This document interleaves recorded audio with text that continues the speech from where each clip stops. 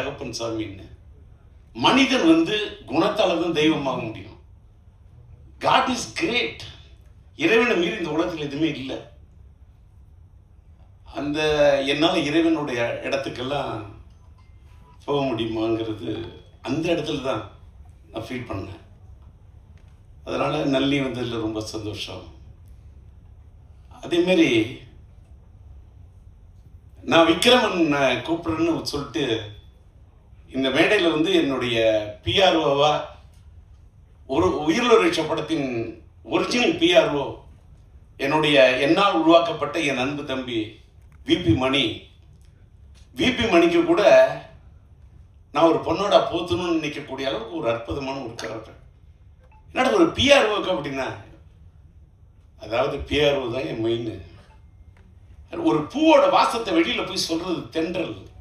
அது மாதிரி ஒரு இயக்குனரை பத்தி, ஒரு தயாரிப்பாளரை பத்தி, ஒரு கலைஞனை பத்தி வெளியில போய் எடுத்து சொல்றதே ஒரு பிஆர்ஓ தாங்க.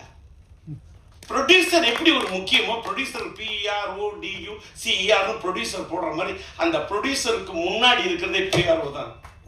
ஒரு ப்ரொடியூசரையும் ஒரு இயக்குனரையும் ஒரு கலைஞனையும் ஒரு கதாநாயகன்னு தன்னை எல்லாரையும் தூக்கி நிறுத்துறதே பிஆர்ஓ தான். அந்த பிஆர்ஓ என்னோட பிஆர்ஓ விபி மணியோட அசிஸ்டன்ட்டுங்கிறதுக்காக தான் கோவிந்தராஜன்ற ஒரு பையன் வந்து என்னோட பணியாற்றின பையன், அவனை கூப்பிட்டுருந்தேன். அந்த பையன் வந்து ஒரு கோயில் வந்து கும்பாபிஷேகம் பண்ணுறதுக்கு அவங்க ஊரில், சொந்த ஊரில் 7ஆம் தேதி கும்பாபிஷேகம் போகிறாரு. நான் இந்த மாதிரி கும்பாபிஷேகத்துக்கு போகிற இந்த நேரத்தில் என்ன பண்ணுறது, நான் இதே வேறு விஷயத்துக்கு வெளியூர் போகிறேன்னு ஒரு ஆள் சொல்லியிருந்தார். நல்லா கோவப்படுற பழைய டி ராஜேந்திரன் சிரிக்கிற அந்த ராஜேந்திரன் எங்கேயோ போயிட்டான். அவனும் அமெரிக்கா போய் அவனை செல்வமணி சொல்கிறாரு, ராஜாரவி சொல்கிறாரு. அந்த ராஜேந்திரன் இன்னும் பார்க்க முடியாது. நான் வருத்தப்படுவேன், ஆதங்கப்படுவேன். ஆனால் நான் வருத்தப்படலை, ஆதங்கப்படலை. ஒரு கும்பாபிஷேகத்துக்காக, ஒரு கோயிலோட விஷயத்துக்காக போகல, அந்த இறைவனை நினைத்தவன் போகிறான். நான் சாதாரண மனிதன், போயிட்டு வரட்டும் அப்படின்னு நினச்சிட்டேன். ஆனால் எனக்கு இந்த ஃபங்க்ஷன் நடத்துறதுக்கு யாரை கூப்பிடுறது அப்படின்னு சொல்லிட்டு அவரோட உதவியில் சொன்னேன். அப்போ நான் சொன்னேன், நீ உன்னோட உதவியாளர் நீ நினைக்கிற, என்னுடைய பிஆர்ஓ விபி மணியோட உதவியாளர் இருந்தால் ஒன்றை நான் கூப்பிட்டேன். நீ உன்னோட உதவியாளர் உதயன்னு ஒரு பையனை அனுப்புறன்ற. பழைய ராஜேந்திரா இருந்தா வேற மாதிரி இருக்கும். ஆனால் நீ இப்போ சொல்ற வேணாம், என்னை விட்டுரு. நான் எனக்கு தெரிஞ்ச அத்தனை பிஆர்ஓ இருக்காங்க. பிஆர்ஓ யூனியன்ல இருக்கக்கூடிய அத்தனை பேருக்கும் என்னுடைய நன்றி. எல்லாரோடையும் எனக்கு ஒரு கார்டியல் ரிலேஷன்ஷிப் உண்டு. அப்படி இருக்குள்ள என்னோட மனசுல பெரிய இடத்தை பிடிச்ச ஃபிலிம்னிஸ் ஆனந்தன் ஒரு மறைஞ்சிட்டாரு. அவருடைய சாதனையை யாராலையுமே செய்ய முடியாது சார். இந்த மேடையில ஏன் அதை பதிவு பண்றேன்னா, இன்னைக்கு ஒரு உயிருள்ள ஒரு படம் 1983 மார்ச் 4 நான் டேட் வரைக்கும் சொல்றேன். ஏன்னு கேட்டாக்கா, இதை சொல்லி அப்படியே டைவர்ட் ஆயிடும். நான் MA ஹிஸ்டரி ஸ்டூடெண்ட், ஒரு gold medal student, BA gold medal. நான் வந்து எல்லாரும் என்னென்னமோ சொல்றாங்க. ராதாரவியை கேளுங்க, என்னைக்காவது டயலாக் பேப்பரை எடுத்து டயலாக்கை படிச்சு நான் பார்த்து டயலாக் சொல்லுங்க.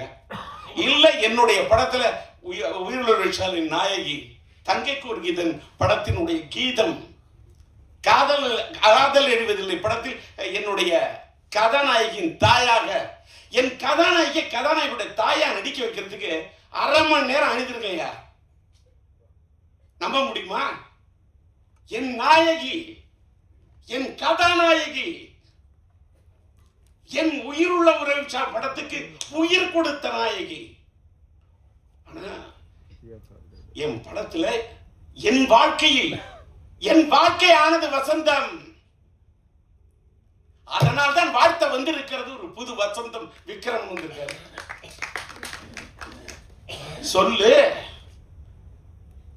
இன்னைக்கு கொடி கட்டி மாடியில் இருக்கக்கூடிய மார்க்கெட்ல இருக்கக்கூடிய இயக்குனர்களை அழைச்சு வந்து என்ன பாராட்டுன்னு அந்த பாராட்டு எதிர்பார்க்கிறோம் டி ராஜேந்தர் இல்லையா? என்னுடைய இது குழந்தை பாடும் தாலாட்ட சீராட்டி பாராட்டி தாளாட்டக்கூடிய ஒரு விக்கிரமனையும் பார்க்கிறேன், ஒரு செல்வமணியை பார்க்கிறேன். என்னுடைய கலைப்புலி தானுவை பார்த்த அவங்கெல்லாம் வெளியிலிருந்து வந்தவங்க. ராதா ரவி என் உள்ளத்திலிருந்து வந்த நண்பன். நளினி என் படத்திலிருந்து உருவான ஒரு நாயகி, நளின நாயகி, நடன தேவகி, நாட்டிய பைரவி. சும்மாலாம் ஒரு ஆர்டிஸ்ட் நான் வந்து நீ நல்லா நடிக்கிற, நீ பிரமாதமா வந்துருவ. நோ, படம் பாருங்க. 83 ரிலீஸ் ஆன படம். எல்லாரும் படத்துல, அந்த படத்துல ஒரு தலை ராகத்துல ராஜேந்தர் அது பண்ணாரு இது பண்ணாரு. விக்ரமன் என்னோட ரசிகர் சார், எனக்கு தெரியும். அவரை மாதிரி ஒரு அற்புதமான ஒரு கலைஞர்னா அவர் எனக்கு ரசிகன், ஆனா நான் அவருக்கு ரசிகன். செல்வி என்னோட பையனோட விண்ணை தாண்டி வருவாய படத்தை பார்த்துட்டு இப்படி ஒரு காதல் கதையை நான் எடுக்கலையே, கௌதம் மேனன் இப்படி ஒரு படம் பண்ணியிருக்காருன்னு சொல்லிட்டு அப்படியே எனக்குள்ள ஒரு பெரிய தாக்கத்தை ஏற்படுத்தின மாதிரி என் மனசுல ஒரு பெரிய தாக்கத்தை எடுத்த இன்னொரு லவ் ஸ்டோரி செம்பருத்தியா. எனக்கு அன்னைக்கே செல்வமணி பிடிக்கும். கேப்டன் எனக்கு விஜயகாந்த் சாரை ரொம்ப பிடிக்கும். அது செல்வமணி போல உள்ளவங்கள நாங்கள் 2 பேரும் பெரிய நண்பர். நான் இங்கே கலைப்புடி தானே சொல்கிறத அதை நம்ம விஜயகாந்த் சாருக்கு வந்து நான் மியூசிக் பண்ணுறேன்னு பாடல்கள் எழுதி இசையமைக்குன்னு சொன்னேன். அந்த படத்துக்கு நான் இசையமைச்சதுக்கு காரணம் தானு கிடையாதியா, படத்தின் தயாரிப்பாளர் தானு. ஆனால் விஜயகாந்த் சொல்கிறாரு, எனக்கு ராஜேந்தர் வேணும், எனக்கு ராஜேந்தரோட பாட்டு வேணும், என்னோட ராஜேந்தருடைய அந்த மியூசிக் எனக்கு வேணும், நான் அதில் ஆடணும், நான் பாடணும் அப்படின்னு என்ன நேசித்த ஒரு கலைஞன், ஒரு கேப்டன். நாங்கள் 2 பேரும் நண்பன். எப்பயுமே ரொம்ப நட்பு இருக்கக்கூடாது. அது கல்லடி கண்ணடி பட்டுற மாதிரி கல்லடி முன்னடியில் கூட தப்புலாம் கண்ணடியில் பார்த்தோம்னா எங்கள் 2 பேருக்கு அப்படி ஒரு நட்பு இருந்தது. அது ராதாரவிக்கு தெரியும். விஜயகாந்துக்காக வச்ச கூறி தப்பாது, இந்த புலி தோக்காது அப்படின்னு இந்த பாட்டு வரிய பாடுற தானுக்கு சந்தோஷம். அதை விட விஜயகாந்த் என்னை கட்டி பிடிச்சு தூக்கிட்டாரு. யாரா ஒரு ஒரு கலைஞர் நடிகன்லாம் என்பதை விட ரசிகனா இருக்கிறதுனா இன்னைக்கு நான் டி ராஜேந்தர் ஒரு பெரிய கலைஞர் எல்லாம் சொல்றாரு. நான் பெரிய கலைஞன் என்பதை விட நான் ரசிகங்க, நான் அற்புதமான ரசிகன். ராதாரவியை பிடிக்கிறத விட நான் வந்து மறைந்து விட்ட நடிகவேல் எம்.ஆர். ராதாவுடைய பெரிய ரசிகன். நான் பேசும்போதே, அதாவது காதல் சுகுமாரை கேட்டு பாருங்க, இல்ல சிங்கிள் பசங்கள் என்னோட பணியாற்றின ராவணனை கேட்டு பாருங்க, இல்ல நளினியை கேட்டு பாருங்க. அவர் ராதாரவி சொல்றாரு, அவரு பேசுனா பாதி பேச்சு வெட்டி பேச்சுன்னு. நான் அவரு பேசு வெட்டி பேச்சு, என் பேச்சு வெட்டு ஒண்ணு துண்டு பேச்சு. டி ராஜேந்தர் வெட்டி பேச்சு இருக்காங்க, வெட்டி பேசுற பேச்சு இருக்கும். யாராவது பேசுன கட்டக்கு கட்டக்கு கட்டக்கு கட்டக்கு மட்டக்குன்னு எடுத்து எழுதி வச்சு படிக்கிறதும் பழக்கமே இல்லை. அப்படி பேசக்கூடிய எனக்கு இந்த படம், நான் உயிருள்ள ரிக்ஷா படத்தை வந்து ரீரிலீஸ் பண்ணோன்னு இன்னைக்கு இருக்கக்கூடியவர்கள் எல்லாம், இருக்கக்கூடிய டைரக்டர்ஸ் எல்லாம் கூப்பிட்டு எனக்கு அந்த மார்க்கெட் என்னக்கெல்லாம் இனிமேல் வெளிச்சம் போட்டு, அவங்க வெளிச்சம் போட்டு இவங்க வெளிச்சம் போட்டு எனக்கு பேரு புகழ் பூமாலை பாமாலை இதெல்லாம் நான் விரும்புகிற இடத்துல இல்லை. அதெல்லாம் நான் தாண்டிட்டேன். நான் எல்லா ஸ்டேஜையும் பார்த்துட்டேன். அதை நான் செல்வமணியை வச்சுட்டே சொல்லக்கூடாது. செல்வமணி சொல்ற 15 நிமிஷம் தான் ரோஜாவுக்கா பேசுறேன்னு. வேற எதுக்காக போய் ரோஜாவுக்கா பேசுனேன்? என்னுடைய சொன்னால் தான் காதலா கதாபாத்திரத்துக்கு உயிர் கொடுத்த ஒரு நாயகி, உயிரை குடிச்ச நினைச்ச பொண்ணு சார். இன்னைக்கு சொல்ற உயிரில் ஒரு விஷயக்கு என் படத்துக்கு உயிரை கொடுத்து நினைச்சு நான் எடுத்த க்ளோஸ் அப்பு, நான் ஒன்று சொன்னா யாரும் நம்ப முடியாது. இவ்வளவு பெரிய நாயகி எப்படி இந்தியா தமிழ்நாடு என்ன இந்த பொண்ணை கதாநாயகி படம் எடுத்தையா. இந்த படத்துடைய ஒரிஜினலா பினான்சியர் யாருன்னு கேட்டா பிலிம்கோ வழங்கும் காதர் சாரும் சாதிக்கும் அமைதியும் நான் வாழ்க்கையில மறக்கவே முடியாது. அவங்க தான் இந்த படத்துக்கு பினான்ஸ் பண்ணாங்க. அவங்க படத்தை நான் வந்து கதாநாயகியோட க்ளோஸ்அப் அது இது படத்தை எடுத்துட்டு படத்தை போட்டு காட்டுறேன். அதாவது டெஸ்ட் எடுத்திருக்கேன். படத்தை பார்த்துட்டு அவங்க ஃப்ரேம்ல ஜெமினி லேப்ல பார்க்குறாங்க, இந்த பொண்ணு கதாநாயகியா சரியா வராதுன்றாங்க. ஏன் வராதுன்னு கேட்டேன். நான் நல்லி வச்சுட்டு சொல்லக்கூடாது. சொன்னா கூட அந்த பொண்ணோட மனசு புண்பற்ற கூடாது. எல்லாருமே கத்துக்கணும். ரொம்ப மூஞ்சி நீட்டா இருக்கு, இது சினிமாவுக்கு சரியா. வேற ஒரு வார்த்தை சொன்னாங்க, அதையும் கூட சொல்லக்கூடாது. நான் சொல்றேன், குதிரை மூஞ்சின்னா என்னையா குதிரை மூஞ்சி? பினான்ஸ் என்று பேசுற ஒருத்தன், என்ன குதிரை மூஞ்சி? உனக்கு தெரியுமா குதிரையோட அருமை? சூரியன் என்ன உனக்கு தெரியுமா? சந்திரன் என்ன உனக்கு தெரியுமா? செவ்வாய் என்ன உனக்கு தெரியுமா? புதன் வித்தைக்காரன் தெரியுமா? வியாழன் குரு பிரகஸ்பதி உனக்கு தெரியுமா? வெள்ளி சுக்கிரன் உனக்கு தெரியுமா? சனி உனக்கு தெரியுமா? ராகு உனக்கு தெரியுமா? கேது உனக்கு தெரியுமா? ராகுவை போல் கொடுப்பான் இல்லை, கேதுவை போல் கெடுப்பான் இல்லை. 488 பாட்டு படிப்பேன். குதிரன் என்ன சுக்கிரன், அதாயா சினிமா. இந்த பொண்ணு தமிழ் திரையுலகத்துல இந்திய திரையுலகத்தை கலக்குவாயா? அவதாயா ராணி இல்லையா? இந்த பொண்ணு தாயா நளினி இல்ல. இப்படி இருக்கு அப்படின்னா இப்ப பாத்தீங்கல்ல, வெயிட் பண்ணுங்க, எனக்கு ஒரு 2 நாள் டைம் கொடுங்க. இதே ரஷ்யா உங்களை கூப்பிட்ட நளினிய யாரும் நம்ப மாட்டீங்க. ராதாரி சொன்னீங்களா, காருக்கு இவ்வளோ ரூபா செலவு பண்ணணும், உடனே காரை செலவு பண்ணி கொடுத்தாருன்னு. படையெடுக்குள்ள இன்ன வரைக்கும் நான் செலவை பார்த்ததே இல்லை. என் சிந்தனைக்கு கொடுத்த மரியாதை நான் பணத்துக்கு கொடுத்ததே இல்லையா? இந்த உலக கடவுளே நேரில் வந்து நின்னாலும் பணம் எனக்கு டோன்ட் கேர் செகண்ட். நான் பணத்துக்காக வாழ்ந்ததே இல்லை, இப்பவும் வாழல. இப்ப கூட உயிர் வருஷம் எடுத்துட்டு நான் வந்து அப்படியே இதில் சம்பாதிச்சு அதுக்கெல்லாம் இல்லையா. போன 2 நாள் எதுக்கு சொல்லுன்னு சொல்றேன். நான் தானே தயாரிப்பாளர் தஞ்சை சினியாட்ஸு சொன்னா யாரும் நம்ப மாட்டீங்க. 4000 அடி ஃபிலிம் வாங்கின அந்த காலத்துல. 4000 அடி ஃபிலிமையும் இந்த பொண்ணை கூப்பிட்டேன். நீட்டு ஃபேஸ் தானே சொன்னா, இதை நீட்டு ஃபேஸா இப்படி ஆக்குன்னு எனக்கு தெரியும். இந்த முகத்தை, இந்த மலர்ந்த முகத்தை எப்படி மலராக்கணும்னு எனக்கு தெரியும். இந்த இதழ் விரித்த இந்த மலரை எப்படி ஒரு சிரித்த மலராக ஆக்கணும்னு எனக்கு தெரியும். அவன் சொன்ன பாரு, குதிரன் அது வெள்ளி. இந்த பொண்ணை கதாநாயகன் ஆக்குனா இது எனக்கு தருண்டா புகழா அள்ளி, இது தருண்டா எனக்கு பணத்தை அள்ளி அப்படின்னு என்று மனசுக்கு எனக்குள்ளேயே சொல்லி சொல்லி நான் நல்லிமா என்ன பண்ற, இந்த முடியை வந்து அப்படியே விரிச்சு விட்றா, ஃபுல்லா அப்படியே ஹேரை விரிச்சு விட்டுரு, அப்படியே வச்சு பேக் லைட்ல வச்சு கொளுத்துனேன்.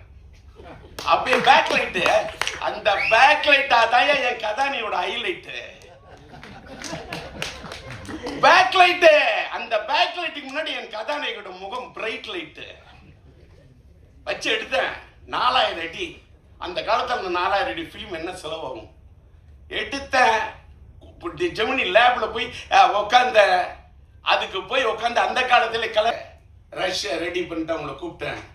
யாரு பார்த்துட்டு இந்த பொண்ணு கதாநாயகியா வேணான்னு சொன்னாங்க அத்தனை பேரும் கை தட்டினாங்க. அத்தனை பேரும் என்னுடைய எதுக்கு இதை கூட சொல்றேன். உடனே மீடியாலாம், என்னுடைய எல்லா மீடியா நண்பர்களுக்கும் என்னோட வணக்கம். உடனே நான் என்னடா டிஆர்பி பேசுறாரு, என் திறமைக்காக இதை நான் சொல்லல, என்னுடைய திறமையின் இலக்கணத்துக்காக இதை நான் சொல்ல, இதை நான் தலைக்கணத்துக்காக நான் சொல்ல.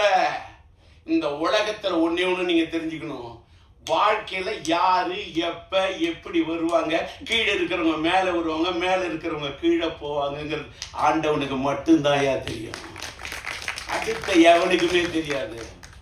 படம் எடுத்தவனுக்கு கூட தெரியாது. ஒரு படம் வெற்றியா இல்லையான்னு படம் எடுக்கிறவனுக்கு தெரியாதியா. படம் பார்க்கக்கூடிய ரசிகனுக்கு மட்டும்தான் தெரியும்.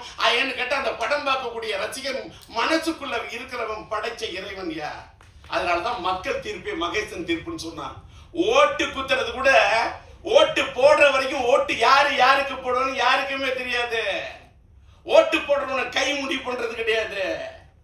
ஓட்டை டிசைட் பண்றது கை இல்லையா, கடவுள். அந்த விதி, அன்னைக்கு இருக்கக்கூடிய அந்த மதி, அன்னைக்கு இருக்கக்கூடிய அந்த கதி. விதி என்று சொன்னால் விதி, மதி என்று சொன்னால் சந்திரன், கதி என்று சொன்னால் தமிழ் அப்படி பொருகிட்டு. தெலுங்குல பிரேம சாகரம், காதல் சமுத்திரம். 2 வருஷம் தமிழ்நாட்டு மக்கள் என்ன ஆமோதிச்சாங்க, ஒத்துக்கிறேன். அதை தாண்டிய அந்த ஆந்திரா மக்கள், தெலுங்கு ஆடியன்ஸ் తెలుగు కూడా నాకు బాగా తెలుసు. తెలుగంటే నాకు బాగా ఇష్టం. 2 வருஷம்யா ஒரு படம். அந்த ஊர் வெற்றி விழா விஜயவாடா போகிறோம், 1 ஏரியா. அந்த மக்களை தூக்கத்தில் நினைச்சா கூட எனக்கு மக்களா தெரியாது, தெய்வமா தெரியும். ஆந்திரா ஆடியன்ஸ் எனக்கு இப்போ கூட இது வந்து நான் நிறைய இதில் சொல்லுவேன், யாராலையும் புரிஞ்சிக்க முடியாது.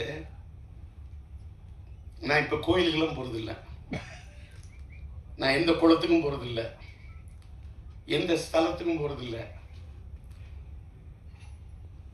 ஏன்னா நான் இப்போ உள்ளம் பெருங்கோயில் ஊனுடன் பாளையம் இருக்கு, தாய் கோபுரவாசல் தெல்ல தெளிந்தோருக்கு சீவனை சிவலிங்கம் கள்ளப்புலனைந்தும் காளாமணி ஒளிவிளக்கே அப்படின்ற உள்ளத்துல தான் தெய்வம் இருக்கான்னு அருட்பெரும் ஜோதி தனிப்பெருங்கருணை வள்ளலார் வழிக்கு போயிட்டேன். உட்கார்ந்த இடத்துல கண்ணை மூடுறேன், மூணா அப்படியே தியானிக்கிறேன். எனக்கு எதை பத்தியுமே கவலை இல்லை. என்ன அமெரிக்கா போன என்ன பாடி பறந்து வருதுன்னு எழுதிட்டான், விமானம் தாண்டா பறந்து வரும், பாடி எப்படிடா பறந்து வரும். அதெல்லாம் இதெல்லாம் என்ன கேட்டால் நம்ம மறைந்த பிறகு நமக்கு என்னென்ன மலர் மாலை வைப்பாங்க, நமக்கு என்னென்ன பண்ணுவாங்க, நமக்கு சவப்பட்டி எப்படி தயார் பண்ணுவாங்கன்னு. படப்பொட்டி தயார் பண்ண எனக்கு உயிரோடு இருக்குள்ளே சவப்பொட்டி தயார் பண்ண உலகம் இதோட வார்த்தையே இல்லை. படப்பொட்டி தயார் பண்ண எனக்கு நான் சம்பாதிச்ச பணத்தெல்லாம் பணப்பொட்டியில் கொண்டு வச்சதே இல்லையா. மேக்சிமம் படப்பொட்டியில் தான் போடுவேன்.